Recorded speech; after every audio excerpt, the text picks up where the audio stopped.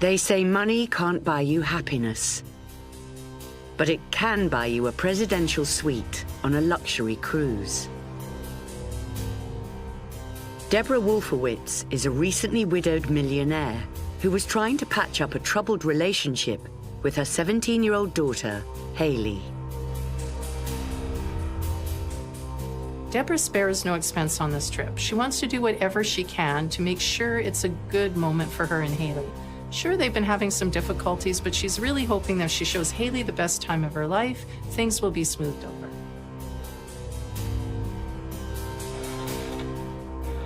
But by the time the cruise liner returns to dock,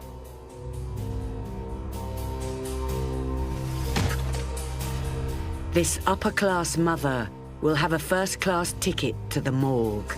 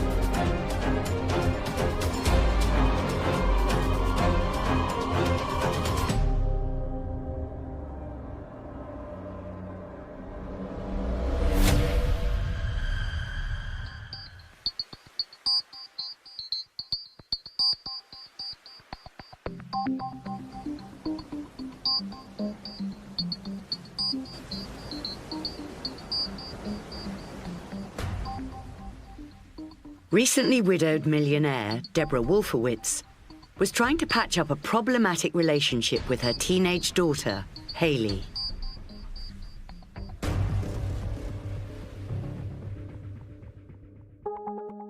Born in Iowa, Debra attended schools in New York State, earning 2 graduate degrees.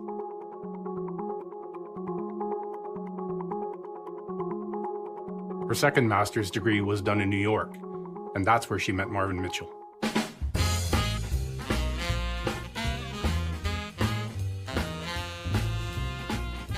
Marvin Mitchell was the owner of 2 well-established jazz venues and a recording studio. One night, he happened to spot Debra at one of his clubs. It definitely wasn't love at first sight for these two. Marvin had to do a bit of work to win her over. They had some challenges they had to get past, including an age difference that could make things a little difficult sometimes. After a few dates, Debra was won over, and they officially became an item. 2 years later, the couple got married at a small private ceremony.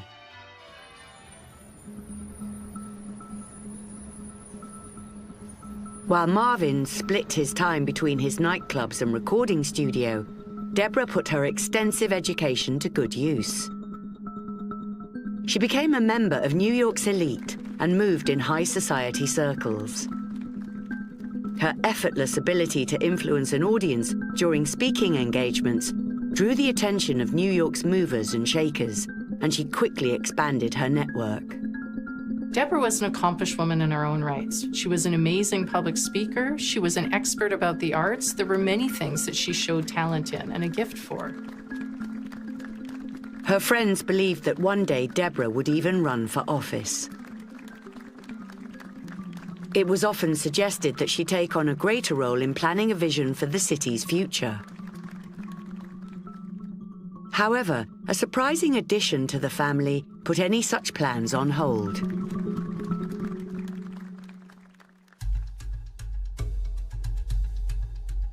When Haley is born, Debra is 45 and Marvin is 57.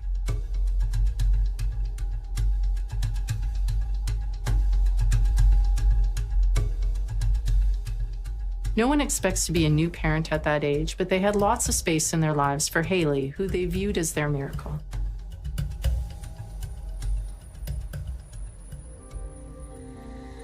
An unspeakable tragedy hit when Haley was just 11 years old. When the family was vacationing in Portugal, Marvin suffered an aneurysm. He was rushed to hospital, but unfortunately, he didn't survive.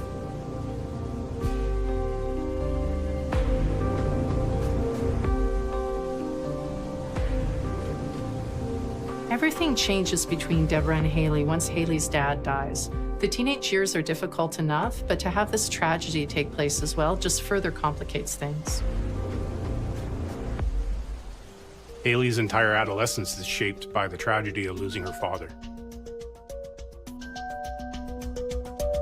Her grade point average is slipping, she's skipping class, and there's a shoplifting incident, and this is when they become known to police. Like many young people, Haley loves social media. She built up this persona as being a pretty young woman with this wild streak. Unfortunately, her mother didn't know anything about this or about what she was doing online.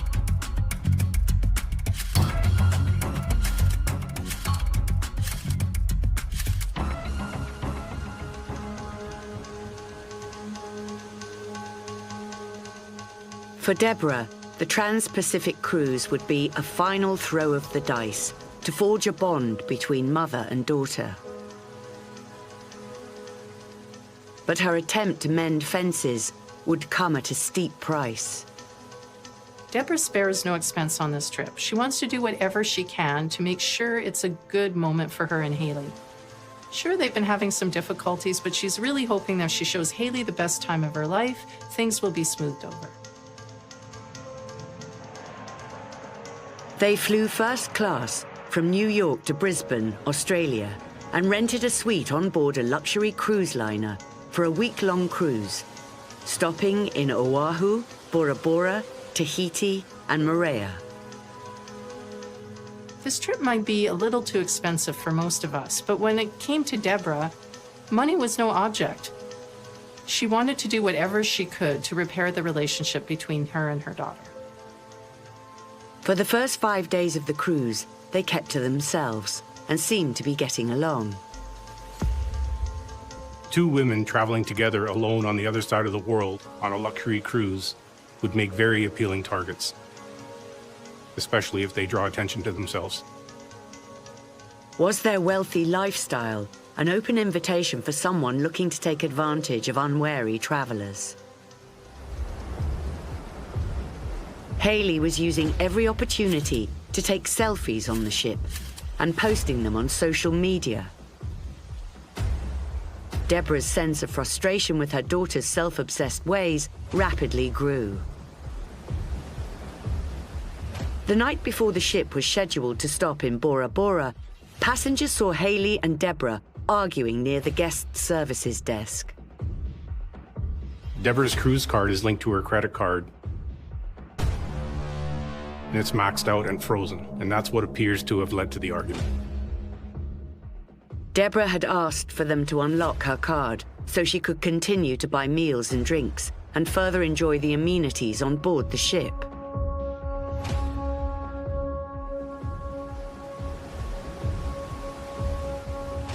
Once her cruise card was unlocked, Debra spent some time with Haley in one of the ship's many restaurants.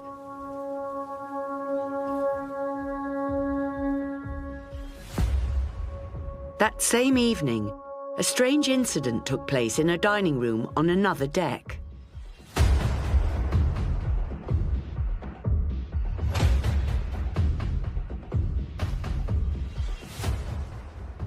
One of the chefs noticed that a serving platter had gone missing.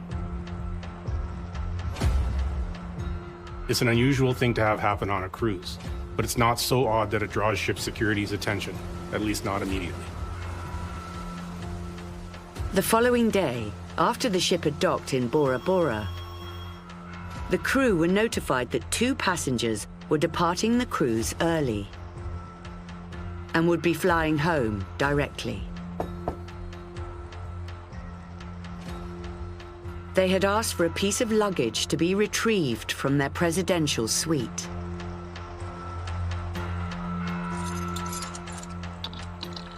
A crew member was dispatched to retrieve it and bring it dockside for the passengers to collect.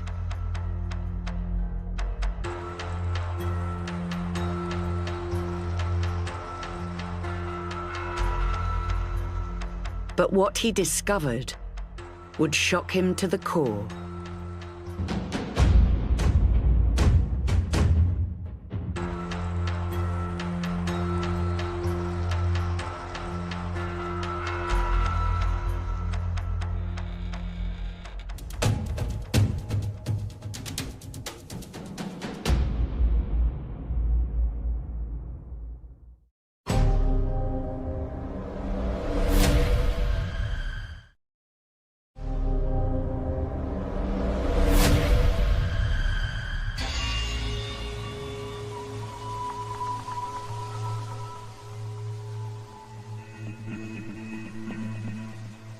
Recently widowed millionaire Debra Wolfowitz was trying to patch up a troubled relationship with her 17-year-old daughter, Haley.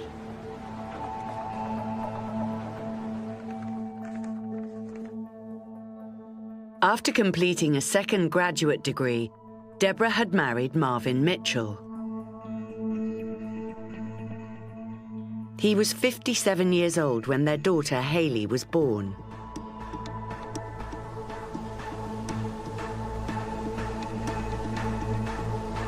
And she was only 11 years old when Marvin died of an aneurysm while on holiday in Portugal. After his sudden death, Debra and Haley were never the same.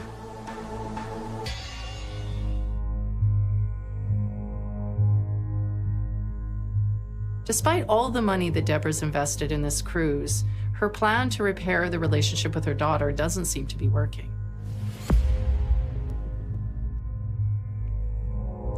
The morning after this shoving match between Haley and Debra, the ship's concierge receives a phone call to deliver luggage to port.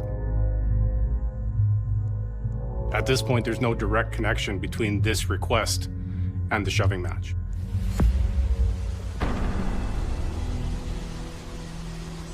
With the ship docked outside of Bora Bora and with the disembarkation well underway, guest services received an unusual request.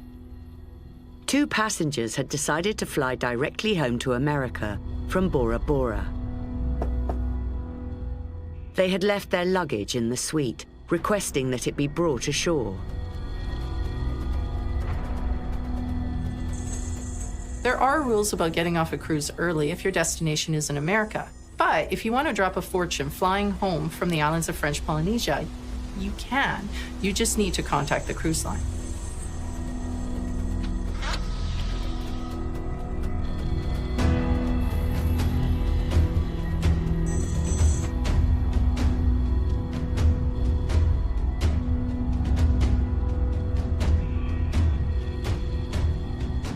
The porter recognized the piece of plastic as being part of the cabin's shower curtain, and he was shocked to see it was covered in blood.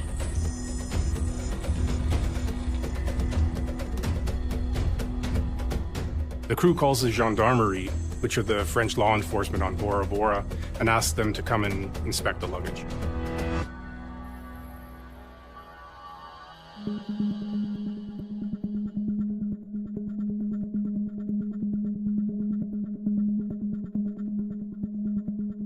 As soon as the gendarmes open the suitcase, their suspicions are confirmed in the most gruesome way.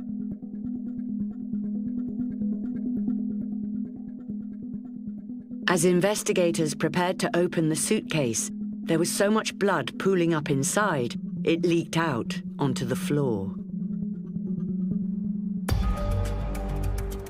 What was discovered inside the suitcase was a blood-stained shower curtain covering the partially clothed body of a woman. Someone had murdered Debra Wolfowitz and crammed her body into her own suitcase.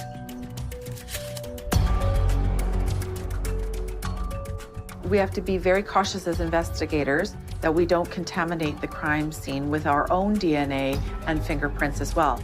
We are wearing our proper PPE as we go in there, but we are just making sure that that individual is deceased. And from there, we are going to leave the body in the suitcase to maintain the chain of custody and all of the evidence inside. The person responsible for having the bag delivered to Bora Bora is likely a suspect.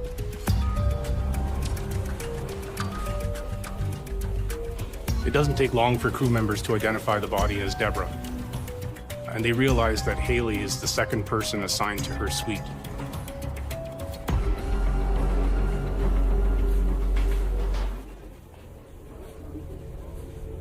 Haley's nowhere to be found on the ship, but the investigators don't know if she's a suspect or a victim. It might already be too late. Someone could have thrown Haley overboard in the night.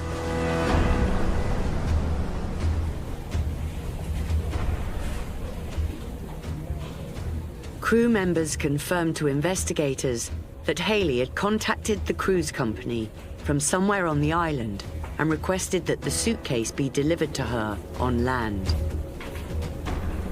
Now they know Haley is alive and on the island, so law enforcement decides to set a trap.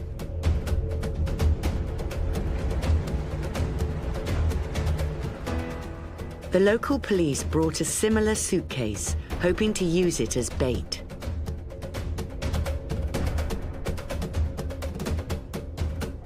Since the crew has agreed to deliver the suitcase to Haley in the port, there's an opportunity to bring her in and question her, or rescue her from her captors. But after a couple of hours, there was no sign of Haley. The ship had now been docked in Bora Bora for 6 hours. All of the passengers will soon be returning from their excursions in Bora Bora, all but the two who said they'd be flying home.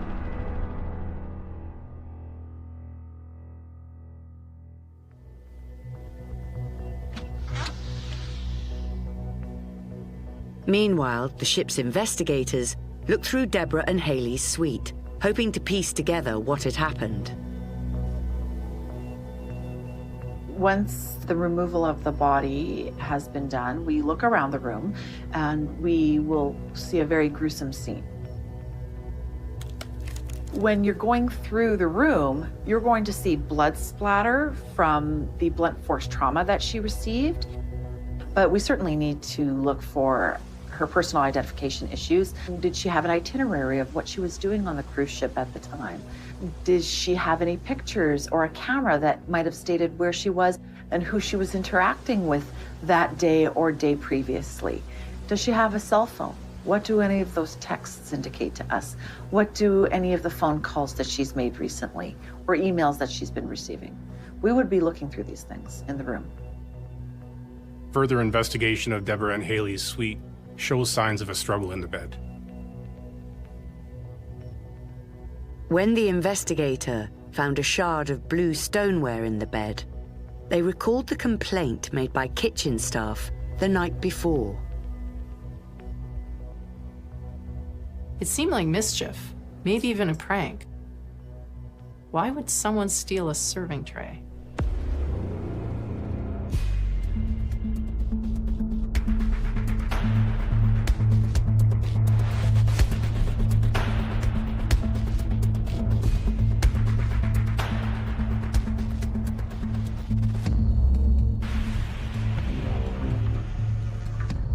What we know so far is a woman is dead and her daughter is missing and presumed to be somewhere on the island of Bora Bora. An unknown man has stolen a platter from a buffet. Was the unknown male connected to Haley in some way? Was the second person flying home directly from Bora Bora in fact Debra? There are a lot of questions that remain unanswered at this point.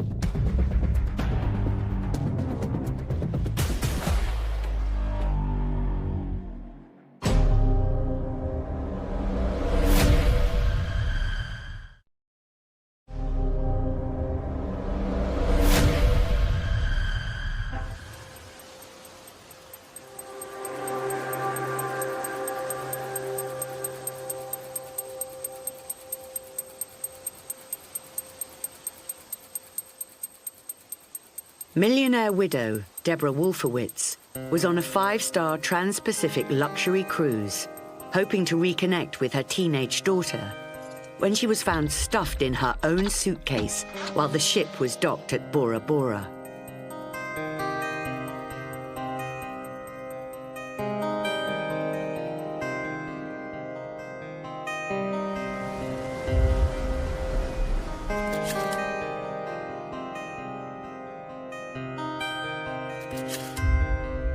Investigators have two suspects at this point.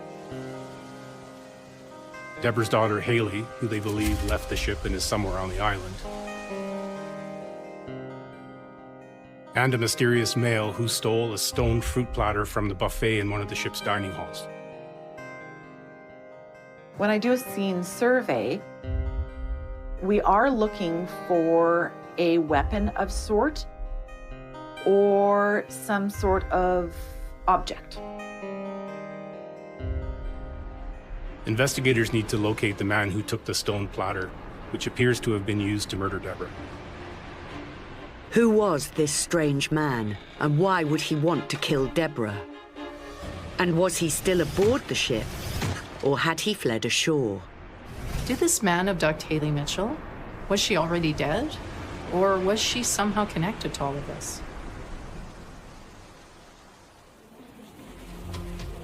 Police needed to scour the island before whoever killed Debra could find a way out of there.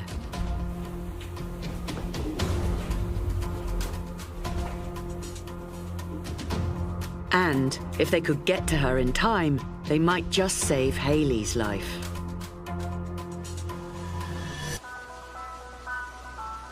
Bora Bora is the jewel of Tahiti, located about 3,000 miles northeast of Australia. About 9,000 locals work to accommodate the never-ending stream of tourists to the island. 250,000 people visit Bora Bora every year. Now, most of these visitors are concentrated in one village on the island where most of the resorts are. But if Haley is on the island, she could be anywhere. Investigators need to determine if Haley is moving about of her own free will, and they need to act fast to track her down.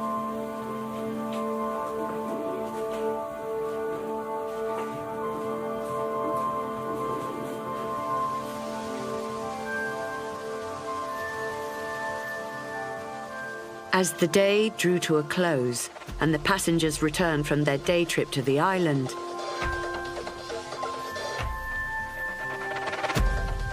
there was one other passenger who had failed to arrive back in time. This is when investigators find a potential piece of evidence. As well as Haley, a man by the name of Rashard Cookie Levins was also missing from the ship's list of returning passengers. At this point, all investigators know is that Rashard Cookie Levins flew from New York to Brisbane in order to catch the cruise.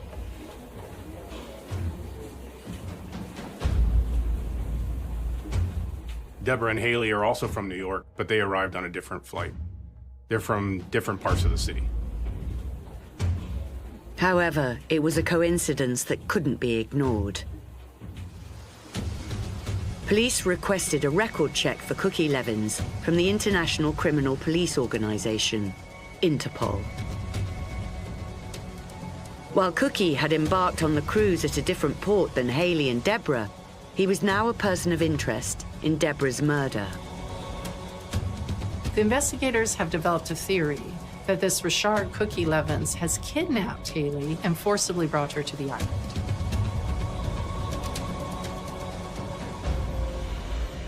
Perhaps Haley's phone call to pick up the body of poor Debra in the suitcase was coerced by Cookie Levins.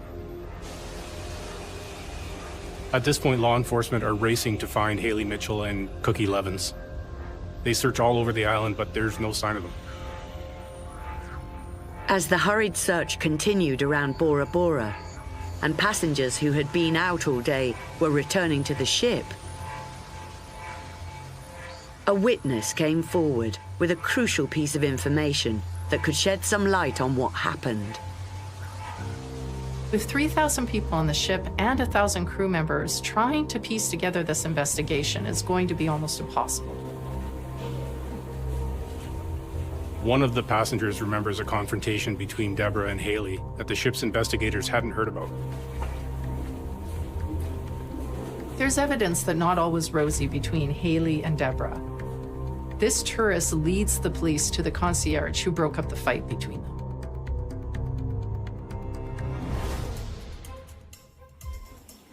Investigators discovered the argument between Haley and her mother wasn't simply about Debra's credit card. Charges on the card showed what Haley had done with it. This piece of information, the charges on Debra's maxed out credit card, puts her murder in a whole new light. Not only was there another flight booked on the card, but many other expenses had also been charged to it. Some of them while on board the cruise ship itself, without Debra's knowledge. Haley and Rashad Cookie Levins remained at large on the island of Bora Bora. But as each moment passed, the chances of the young couple sneaking aboard a boat or a small aircraft to get off the island became less and less. Not only does law enforcement need to figure out what happened to Debra Wolfowitz, they need to find these two and get them into custody quickly. Especially if Haley is in danger herself. There's a chance Haley Mitchell might not even be alive. Time is of the essence. When passengers returned from the day-long excursion to Bora Bora, investigators were discovering that Haley and Debra recently had a violent confrontation over a credit card.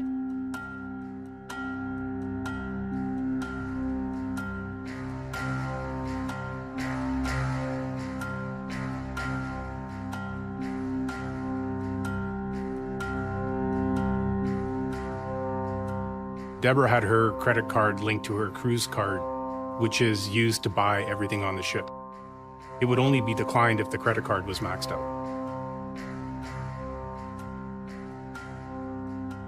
Debra's a millionaire with her life seemingly all together. She doesn't max out her credit cards. Using the onboard Wi-Fi, Debra had checked her credit card balance. And sure enough, she discovered the credit card had been maxed out with some very large charges. Haley has purchased a second cabin aboard the ship with her mother's credit card. There's also airfare purchased on the credit card, one first-class ticket. Haley had brought Cookie Levins aboard the ship using Debra's credit card, without Debra's knowledge.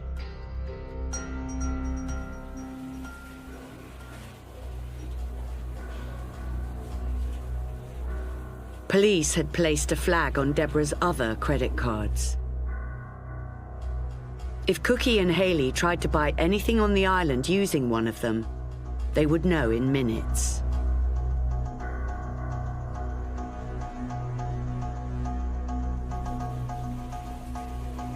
A quick search of social media accounts confirms it. Rashard Cookie Levins is Haley's boyfriend. Haley had moved from a person of interest to possible accomplice in her mother's murder. As predicted by the police, Haley and Cookie used Debra's card to pay for drinks on the island, a decision they would soon come to regret.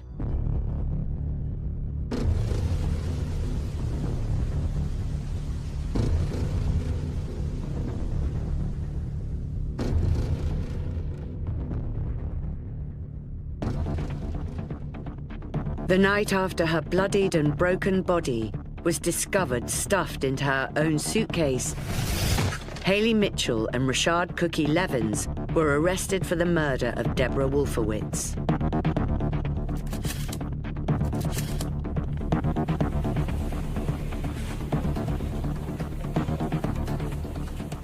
As the investigation continued, police eventually uncovered evidence of a plot to kill Debra that would make headlines around the world.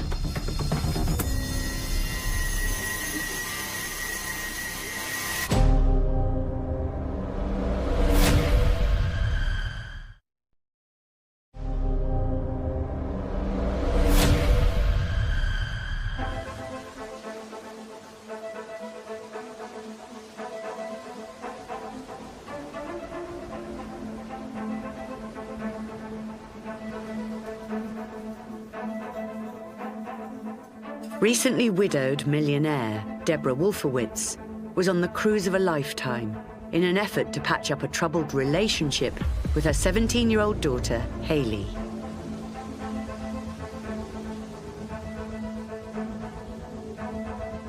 Unbeknown to her, she had unwittingly paid for her daughter's boyfriend, Cookie, to join them on the 5-star luxury cruise.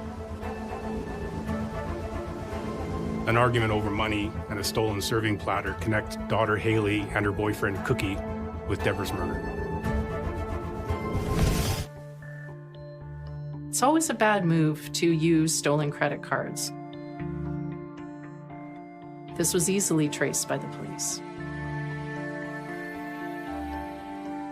With Haley and her boyfriend Cookie now in custody, law enforcement now needs to determine who actually killed Debra and what the motive for that was.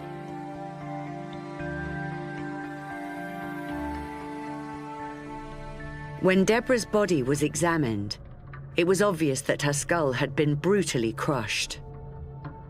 The examination also discovered shards from a serving platter that was thought to have been used during the attack.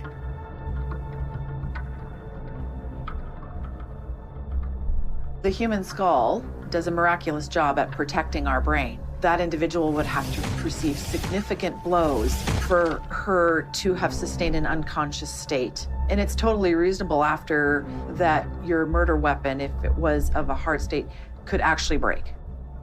But coroners also discovered signs of asphyxiation, bruises the size of small fingers around Debra's larynx.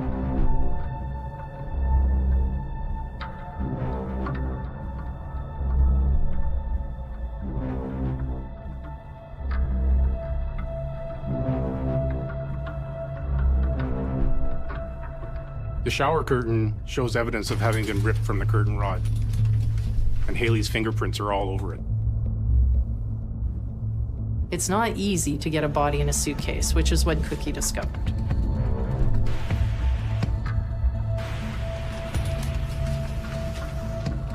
An examination of the victim's body reveals broken bones and a dislocated elbow and other severe injuries.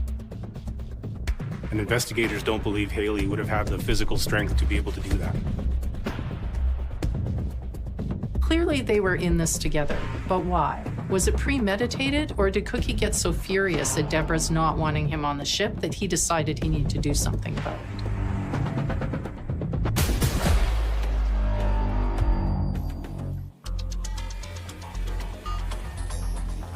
Through the cooperative efforts of Interpol, Haley and Cookie's text message conversations were unlocked, revealing details of a plot worthy of a best-selling crime novel.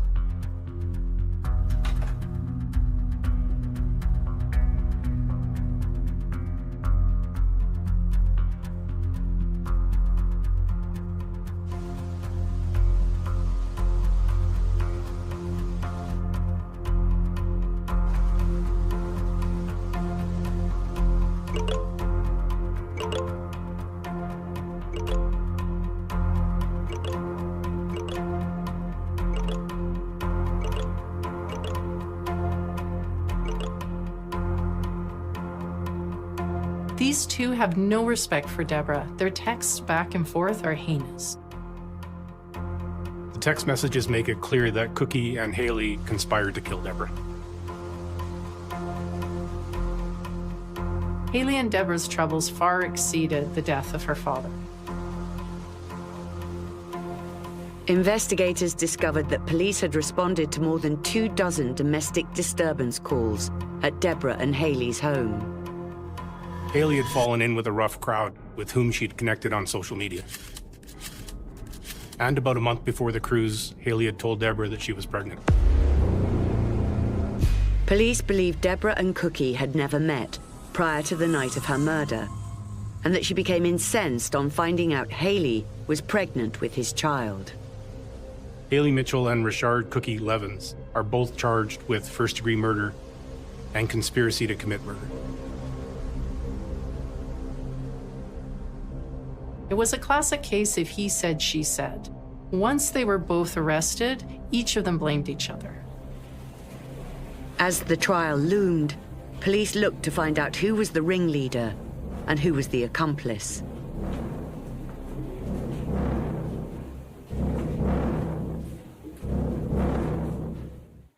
Levins and Mitchell were eventually charged with the murder of Haley's mother. Once in the French Polynesian court, Haley and Cookie each accused the other of hatching the plot to kill Debra.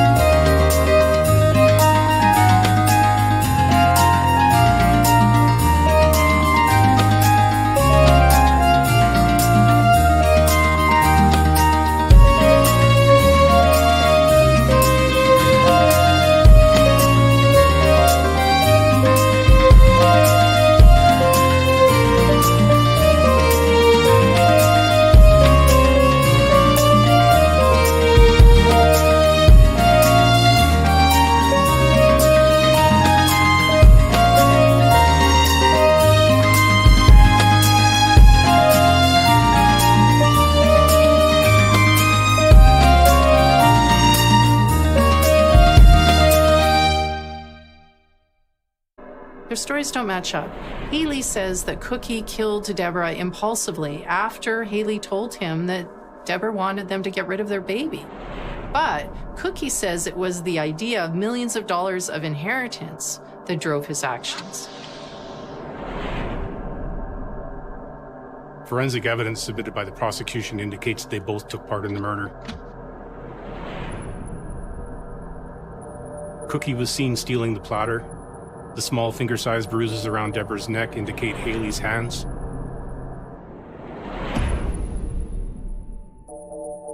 And Cookie's strength would have been required to dispose of the body. It would take a significant amount of force to be able to manipulate the body and bone structure in order to make it fold and fit inside a suitcase. And it would require more than one person to help fit an average-sized woman's body into a suitcase. Text messages provided to the jury prove that Haley wanted her mother murdered. She was the one who dangled the idea of the millions of dollars of inheritance in front of Cookie and bought him the trip around the world using her mother's credit card. Under cross-examination, Haley does whatever she can to point the finger of blame back at the victim. She accuses her mother of being abusive, alcoholic, and schizophrenic, but these claims were quickly refuted by the text messages. It's clear to the court that 17-year-old and pregnant Haley was an abusive wild child. She conscripted her boyfriend Cookie to help murder her mother. In fact, the damning chain of texts would only end after Debra is dead and Cookie asks Haley for help in finishing off the job.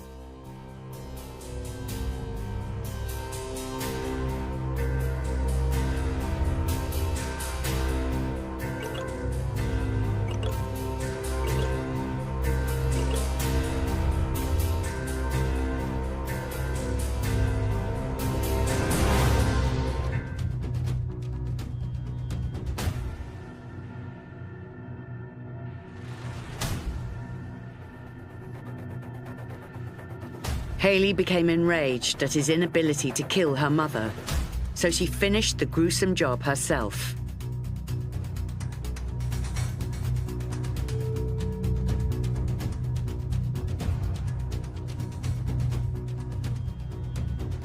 Afterwards, the two of them discussed how to dispose of the body.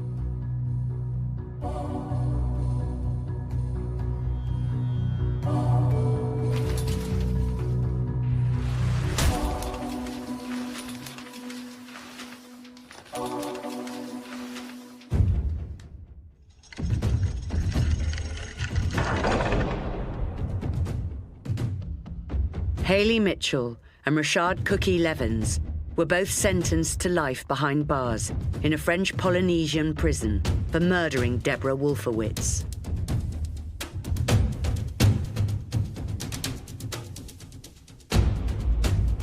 But the story didn't end there. Just before her baby was born, US authorities intercepted a letter from Haley to Debra's sister in Iowa.